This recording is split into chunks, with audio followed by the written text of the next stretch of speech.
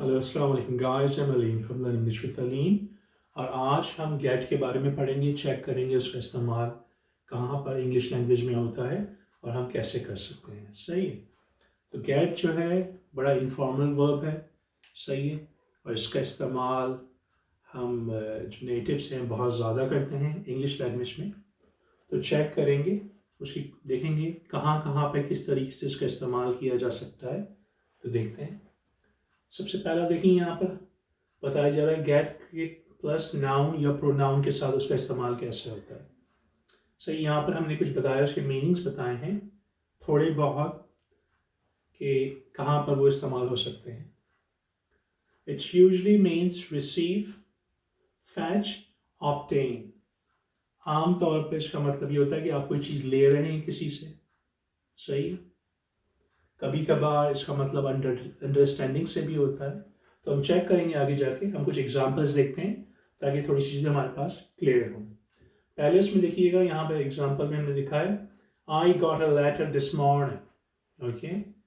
तो यहाँ पर जो सेकंड फॉर्म आ रही है हमारे पास गॉट, तो इसका मतलब यहाँ पर यह है कि मैंने आज सुबह एक लेटर ख़त जो है रिसीव किया है।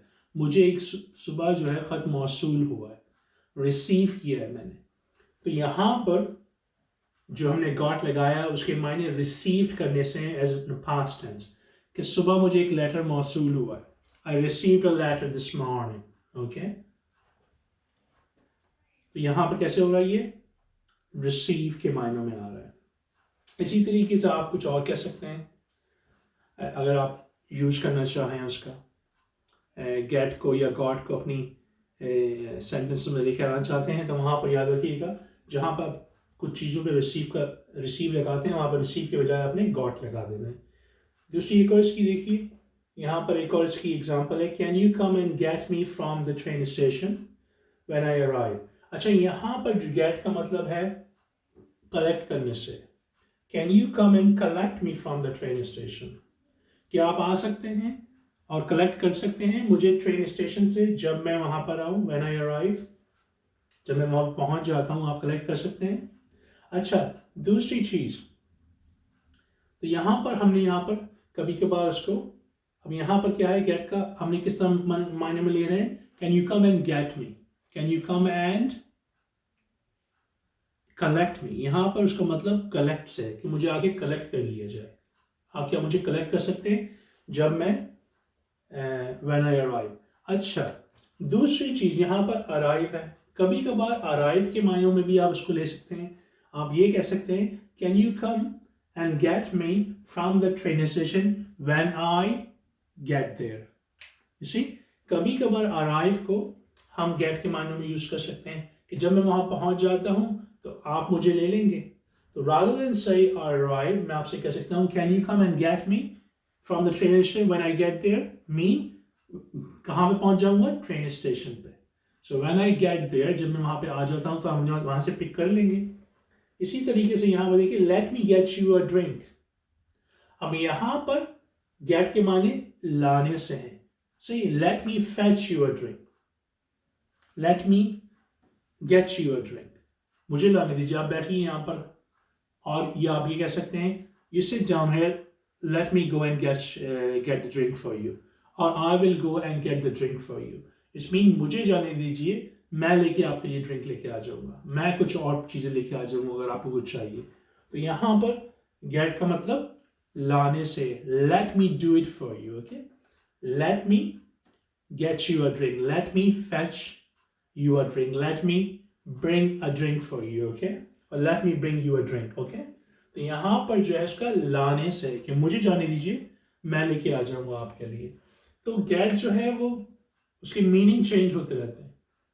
आप ये नहीं कि आप सिर्फ चार मीनिंग अपने जहन में बिठा लें और ये सोचें कि जब ये चीज़ आएंगी तो हम गेट लगाएंगे, ऐसा नहीं होता इंग्लिश लैंग्वेज में। गेट जो है ऐसा वर्ड है जो इंग्लिश लैंग्वेज में सबसे ज़्यादा इस्तेमाल होता होगा बाय नेटिव। सही है। तो उसकी मीनिंग चेंज होते रहते हैं। अच्छा, अदर मीनिंग्स में देखिए, यहाँ पर हम बता रहे हैं उसका मतलब अंडरस्टैंडिंग से हो सकता है, पनिशिंग से हो सकता है, मेकिंग समवन सफर से हो सकता है, making someone suffer. Okay, like sorry I didn't get the joke. Let's suppose मुझे मेरे दोस्त ने कोई जोक सुनाया और मुझे समझ नहीं आया, तो rather than saying it to him, I didn't understand the joke, I could have said, oh sorry, I didn't get the joke, I did not get the joke, or I didn't get the joke. सही है?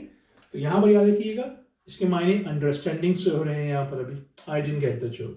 इसी तरीके से I will get you for this mean, अच्छा यहाँ पर ये जो सेंटेंस है I will get you for this, हो सकता है किसी ने आपके साथ कोई गलत काम किया हो, सही है, आपकी बैक बाइटिंग करता हो, गलत चीज़ें करता हो, आपको किसी तरीके का नुकसान पहुंचाया उसने, तो आप गुस्से में और आप क्या बोल रहे हैं, I will get you for this mean I will get का मतलब मेक है यहाँ पर, I will make you suffer for it. Okay, तो यहाँ पर जैसे हमने कहा punish, I will punish you for this, I will make you suffer for it. Okay, तो यहाँ पर याद रखिएगा, यहाँ पर गेट किन मायने में आ रहा है कि मैं आपसे बदला ले लूंगा.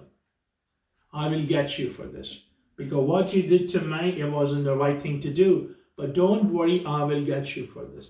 आपने जो मेरे साथ किया वो सही नहीं था, लेकिन कोई बात नहीं, मैं आपसे बदला लूंगा. So I will get you for this, I will make you suffer, I will punish you. सही है? तो यहाँ पर I will punish you for this और I will make you suffer for it, it's the same thing. So यहाँ पर तो हमारा ये यूज हो रहा था get प्लस नाउन के लिए या प्रोनाउन. लाइक सपोज हमने यूज किया आई गॉट अ लेटर, मुझे कोई चीज़ मिली है, आई विल गेट यू, फिर यहाँ पर प्रोनाउन आ गया गेट के बाद, मैं आपको से बदला ले लूंगा, या यहाँ पर आ गया I didn't get the joke, फिर आ गया वर्ब के बाद हमने बना दिया नाउन या प्रोनाउन लगा दिया, I didn't get the joke, I didn't understand the joke. तो यहाँ पर तो ये इस तरह यूज होता है, लेकिन गेट हमारा एडजेक्टिव बन के भी आता है. अब जैसे आपको पता है एडजेक्टिव में हम देखेंगे उन चीज़ों के बारे में देखेंगे जो हमारे को नाउन या प्रोनाउन की खसूसियत या खामी बता रहे होते हैं, उसके बारे में कुछ बता रहे होते हैं. तो यहाँ पर देखते हैं इसका इस्तेमाल कैसे होता है. बिफोर एन एडजेक्टिव, एडजेक्टिव से पहले इट यूजुअली मीन्स बिकम. अगर ये एडजेक्टिव से पहले आता है क्या, तो इसका नॉर्मली मतलब होता है किसी चीज़ से बिकमिंग हो रही है, कोई चीज़ बिकम. सही, अभी हम देखेंगे तो पता चलेगा उसके उर्दू में और क्या मीनिंग है. हर चीज़ को उर्दू में ट्रांसलेट करने की कोशिश ना किया करें, क्योंकि वो अपने मीनिंग जो है वो लूज कर देती है. सही है, वर्ड टू वर्ड. अच्छा, my feet are getting cold. सही, अब यहाँ पर जो है कि मेरे जो है पैर जो हैं आर गेटिंग कोल्ड, ठंडे हो रहे हैं. अब यहाँ पर मतलब क्या, my feet are becoming cold. अभी तो नहीं थे, अब हो रहे हैं. तो यहाँ पर बिकम का मतलब कि पहले नहीं थे, अब हो रहे हैं किसी चीज से. सही, so I am getting old, I am becoming old, मैं ओल्ड हो रहा हूं. तो यहां पर हो रहा हूं, सही है, तो मैं I am becoming old. We are getting late, हम लेट हो रहे हैं. तो यहां पर मतलब we are becoming, we are getting late mean हमें कहीं किसी जगह पहुंचना, तो वहां पे हम लेट हो रहे हैं. सही है. इसी तरह याद रखिएगा गो और गेट का फर्क.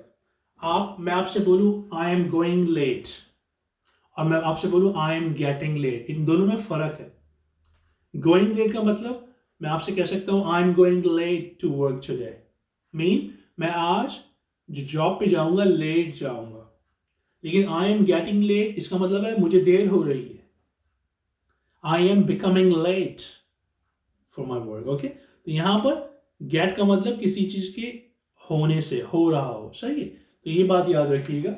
यहाँ पे कुछ इसकी एग्जांपल्स हैं, उससे समझने की कोशिश कीजिएगा. My feet are getting cold, मेरे पैर जो है ठंडे हो रहे हैं. सही है. इसी तरह एज यू गेट ओल्ड, जब आप बूढ़े होते हैं, जैसे ही अब बूढ़े होते हैं, ओल्ड का मतलब बूढ़ा नहीं है यहाँ पर सिर्फ कि जो अब हो सकता है 30 के हों, आप 50 के हों. सही है. So as you get old your memory gets worse. अब यहाँ पर जो बात हो रही है वाकई वो थोड़ी एज बंदों की हो रही है कि जब हम बूढ़े हो जाते हैं या हमारी उम्र बढ़ती है, हमारी मेमोरी जो है वो साथ नहीं देती. बच्चों की मेमोरी बहुत ज़्यादा स्ट्रांग होती है, रादर देन के आप अपने 50s में हो, 60s में हो, 70s में, उनकी मेमोरी जो आहिस्ता आहिस्ता फेड होना शुरू हो जाती है. लेकिन बच्चों की मेमोरी जो होती है फोटोजेनिक मेमोरी कहते हैं, इसलिए कि वो बड़ी तेज़ होती है. So as you get old, जैसे कि आप बूढ़े होते हैं, योर मेमोरी गेट्स वर्स. सही. इसी तरीके से अब यहाँ पर मतलब कि एज यू बिकम ओल्ड,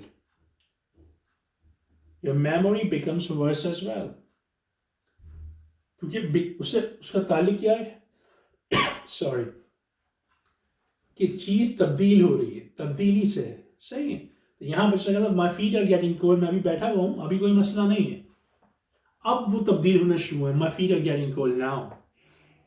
2 घंटे से बैठा था, आराम से बैठा था, लेकिन अब मुझे ठंड लगना शुरू हुई है, सही है, अब तब्दीली आना शुरू हुई है बॉडी में। इसी तरीके से एज यू गेट ओल्ड, अब आपकी तब्दीली आ रही है बॉडी में ना, once when you age you get old your body becomes, your memory gets worse. अच्छा, इसके अलावा देखिए, sometime it means make somebody और something becomes, like I can't get my hands warm. इसका मतलब यही है, I can't make my hands warm. मैं एक जगह पर बैठा हूँ, अब बड़ी ठंड लग रही है, और मैं चाह भी रहा हूँ तो मैं अपने हाथों को गर्म नहीं कर पा रहा हूँ, क्यों? क्योंकि ठंड की वजह से, सही है। So I can't get my hands warm means is the same thing, I can't make my hands warm. It's time to get the kids ready for school. वक्त हो गया कि बच्चों को तैयार किया जाए स्कूल के लिए। इसी तरह it's time to make the kids ready. देखिए यहाँ पर जो है गेट जो है वो मेक के सेंस में आ रहा है, उनको तैयार किया जाए। अब मेक का मतलब बनाने से नहीं है, यहाँ पर कोई तैयार किया जाए। It's time to make the kids ready for school, it's time to get the kids ready for school, सही है। तो यहाँ पर हमने उसको एडजेक्टिव में लिया। इसके अलावा यहाँ पर एडवर्ब्स या प्रपोजिशन के तौर पे आ रहा है, लेकिन अच्छा गेट बहुत सारी जगहों पे इस्तेमाल होंगे और अलग अलग मीनिंग से आते हैं, सही है। तो उसके लिए फिर आप, मैंने एक तो वीडियो ये बनाई, लेकिन इसके बाद और वीडियोस बनाऊंगा तो वो आपने चेक करनी पड़ेंगी, क्यों? क्योंकि आसान छोटा सा टॉपिक नहीं है। कन्फ्यूजन लोगों को आती है, वो कहते हैं भाई कभी नाउन प्रोनाउन में आ जाता है, कभी ये एडजेक्टिव के साथ आ रहा होता है, कभी ये एडवर्ब पार्टिकल्स के साथ आ रहा है, कभी ये पास्ट पार्टिकल्स के साथ आ रहा होता है, कभी हमारे को ये क्या नाम है प्रेजेंट परफेक्ट की सेंस दे रहा होता है, तो वो हमें चेक करना पड़ेगा वो क्यों दे रहा होता है, सही है। अच्छा, यहाँ पर देखिए, अब ये एडवर्ब पार्टिकल्स या प्रपोजिशन के साथ हमने क्या बोला, यहाँ पर क्या आता है, जब ये आएगा नाउन प्रोनाउन से पहले आता है तो क्या उसकी सिचुएशन होगी, जब वो नाउन प्रोनाउन एडजेक्टिव से पहले आता है तो उसके क्या मतलब होते हैं। इसी तरह वो जब आता है एडवर्ब पार्टिकल्स या प्रपोजिशन से पहले, कुछ ऐसे भी हैं प्रपोजिशन जब अप हो गया, अवे, आउट और अ प्रपोजिशन, तो याद रखिएगा जो अप है गेट अप, गेट का मतलब वही वेक, अब वेक के साथ हमने अप लगा दिया तो वो वेकअप बन गया, सही है, एडवर्ब पार्टिकल्स के लिहाज से। इसी तरह वेकअप का मतलब गेट अप एक ही चीज है, उठने से, सही है, मूवमेंट से आपकी कोई चीज तब्दील हो रही है, तब्दीली का ख्याल रखिएगा जहन में, बस जैसे यहाँ पर बताया बिकमिंग से तब्दीली, सही है। तो यहाँ पर भी हम तब्दीली थोड़ा सा जहन में रखिएगा, मूवमेंट जो हो रही है हमारी। यहाँ पर देखिए get nearly, okay, I often get up at 7 in the morning। आप सो रहे होते हैं और फिर उठेंगे, so I often wake up 7 in the morning, और I often get up 7 o'clock in the morning। अच्छा, कुछ चीज़ें अगर वो ऐसे आती हैं ना, साथ आती हैं गेट अप, गेट आउट, तो उनको उसी तरीके से याद किया जाए। फिर आप उसकी उसी तरीके से याद कर लें, गेट आउट आएगा तो मैं क्या करूँगा, गेट आउट का मतलब चले जाना, सही है। गेट अप का क्या मतलब होगा, गेट अप का क्या मतलब होगा, तो आपके लिए आसानी पैदा हो जाएगी। तो यहाँ पर देखें, आई often get up at 7 in the morning। अब यहाँ पर बता रहे हैं कि मैं ज़्यादातर जो है, अक्सर जो है वो 7 बजे उठ जाता हूँ। Would you mind getting of my foot. अब यहाँ पर आप किसी से कह रहे हैं would you mind getting of my foot, कोई उसके पैर पर बैठा हुआ है, आप उससे कह रहे हैं would you mind getting of my foot please, मेरे पैर से उठ जाओ, सही है। So would you mind standing up और स्टैंडिंग ऑफ माई फुट, सही है। वहां से हट जाओ, उठ जाओ वहां से, आप मेरे पैरों से हट जाइए, आप मेरे पैरों पर बैठे हुए, would you mind getting of my foot please. फिर वही तब्दीली, क्योंकि एक चीज हो रही है वो आप चाहते हैं कि ये तब्दील हो जाए। अब कोई आपके पैर पर बैठा हुआ, आप चाहते हैं कि ये ना रहे, वो तब्दील हो, सही है। तो वहां पर आप क्या करें, would you mind getting of my feet please और माई फुट प्लीज, सही है। इसी तरीके से you can't get him out of bed in the morning, same position किया, वो सो रहा है, अब मूवमेंट चाहिए आपको, आप चाहते हैं कि वो सोते से उठ जाए तो आप कह सकते हैं you can't get him out of the bed early in the morning, you can't get him. सही है, मतलब कि आप उसको सुबह जल्दी नहीं उठा सकते बिस्तर से। Would you mind getting off your papers off my desk, would you mind getting our मतलब पिक अप योर पेपर्स, यहां से हटा लीजिए। सही है, would you mind same as getting up का मतलब would you mind picking up your papers off my desk please. सही, तो ये चीज़ देखनी पड़ेंगी हमें। इसकी उर्दू में प्रैक्टिस करने की कोशिश करेंगे, मैं कुछ सेंटेंसेस बनाऊंगा ताकि थोड़ा सा आपको अंदाज़ा हो। सही है, तो अपने पास से ये कुछ चीज़ें मैंने आज सिखाई हैं आपको, तो प्रैक्टिस कीजिएगा इसकी, घर में चेक करें। अगर आपको कोई मसला होता है तो मुझे अपने कमेंट्स में बताइए ताकि मैं उसको देख सकूं। लेकिन लेंथी टॉपिक है, जैसे मैं बता चुका हूँ आपको पहले ही गेट का। ये गेट नाउन प्रोनाउन के साथ आएगा तो कैसा होगा, इसके मीनिंग चेंज होते रहते हैं, ये बात याद रखिएगा। वो मीनिंग एडजस्ट नहीं रहेगा, कभी कभार वो मेक बन जाएगा, कभी कभार वो बिकमिंग से आएगा। अगर एडजेक्टिव के तौर पे आ रहा है तो ज़्यादातर वो आपको बिकमिंग के तौर पर ही आएगा। It's getting dark, it's mean it's becoming dark. सही, we have to leave, we have to hurry, it's becoming dark और it's getting dark. Okay, we have to hurry, it's getting late, we are getting late mean आपने अब जाना है, हमें देर हो रही है। अच्छा, याद रखिएगा देर हो रही है। सही है, तो यहाँ पर फिर वही बात आ जाएगी, एडजेक्टिव से हमारा ताल्लुक होगा, तो वहां पर वो सेंस में आ रहा है बिकमिंग के। इसके अलावा एडवर्ब्स या प्रेपोजिशन के तौर पे भी आएगा, जैसे कि अभी मैंने आपको बताया। तो ये चीज़ें कुछ याद करने की होती हैं। अगर वो साथ आ रही हैं ऐसी चीज़ें, गेट आउट, जैसे get in, stand up, get up, तो वो आप फिर याद करें उनके मीनिंग्स के साथ। जब वो आपको याद हो जाएंगे तो आपके लोगों की आसानी होगी क्या नाम है, उनको यूज़ करना। सही है, तो मैं आज की वीडियो में सिर्फ इतना ही है। मैं कोशिश करूँगा कि न्यू वीडियो में इसको उर्दू के साथ समझाऊँ, कुछ सेंटेंसेस उर्दू कैसे बनाऊँ, जिसका फिर हम तर्जुमा करके देखें, इंग्लिश में ट्रांसलेट करके देखें और पता लगाएं कि किस तरीके से सेंटेंसेस को बनाया जा सकता है। सही है, up till then look after yourself. अस्सलाम वालेकुम।